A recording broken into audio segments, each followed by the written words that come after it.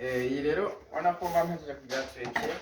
Iyi ni microphone aho nca ndayugurura kugira ngo ngire aka. Urabona ngaha naho amajwi yoca mugabo kugira ngo kamere neza tushirako iyi. Ama umaze gushirako ugenda muri ya ntuza yawe ugashiramo ukaraba ngaha kuri tere canke kuri normal canke kitazimije. Aha harimo akabateri kugira ngo ishobore kuba yofata amantuze. Uragira aca ngeze kuri ivyo umunsi nagwaye za kublansha kuri za gucomeka kuri iyo microphone no kuri kugira ngo amajwi arimo aravugirwa hariya ushobore no kumva ngaha. Aho naho urugura hano inyuma hari akantu wugurura ubona ahantu hari he imeze uku, ama ukaca winjizamwo, maze kwinjizamwo uza hino ugashiramo ngaha kugira ngo bimere neza. Rero murabona uyu mugozi ni muremure, bivuze yuko umuntu yuko ubwa akaja nko ku metero zishika nka 6 hariya yojayo ukamufata amajwi kuko baba bamaze guconnecta ngaha kuri kamera. Aho rero hari y'ibyo turafise utubateri, rero utubateri twinshi, utubateri two muri kamera ngaha nkabona mu bwoko hari ubwirabura, hakaba hariho n'ubwera. Ubu urabushariza kugira ngo uzashiramo ngaho ukuranyamo mu gihe kamwe umuriro uheze uca utora kandi. Rero iki naco turafise iyindi trece. Iyindi trece niyo dushirako itara, kuko twese trece ni kwa kundi nyene urorosha ngaha mu gihe ufise kano kantu, kuko iyindi urabona nkako yari ifise, maze korosha ukaca wugara kugira ngo ntibize guca bitemagana. Iyi rero ni iyindi trece ishobora kuza kugufasha mu bijanye no mu gihe hatari umuco ukwiye aho aka, ariko uca utora iyi niryo tara twovuga iriko ritara kuko riza kugufasha kumurika mu gihe uri ahantu hatari umuco ukwiye.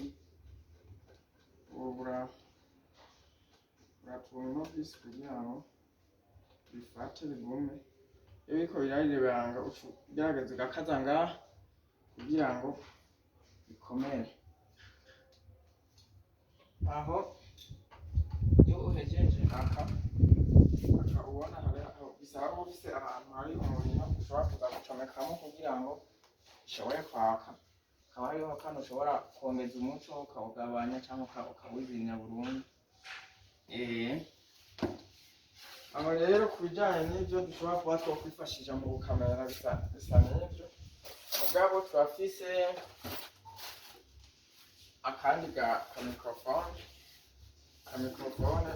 gashobora kugira igikorwa nk'icyo rya niniya, aho koko mu gakoko uba bagacometse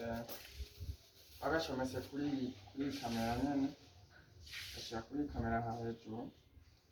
Hanyuma mu gihe wumva ntiwozikoresha ariko ibikoresho bifise ahantu hamwe ushobora gucomeka, mw'ico gihe niko ucomekamo ngaha. Maze gucomekamo ngaha urimo urakoresha aka utarinze gukoresha iriya. Mugabo mu gihe ari ya distance ari kure niho uca ukoresha iyi ukayihoza kugira ngo ushobore kumva amajwi yiwe ari kure. Aho turafise iyindi trece, iyi trece twovuga trece ntoya kubera yoyo ni agatrece si gatoya mbwa si kanini cyane, koko aho ushobora kuba ushobora kuba urimo uragira akavideo, akavideo wicariye mu nzu canke ugira akavideo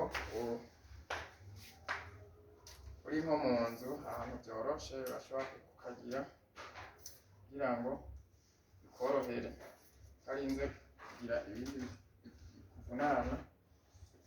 Aho ngaho ushobora guca ufata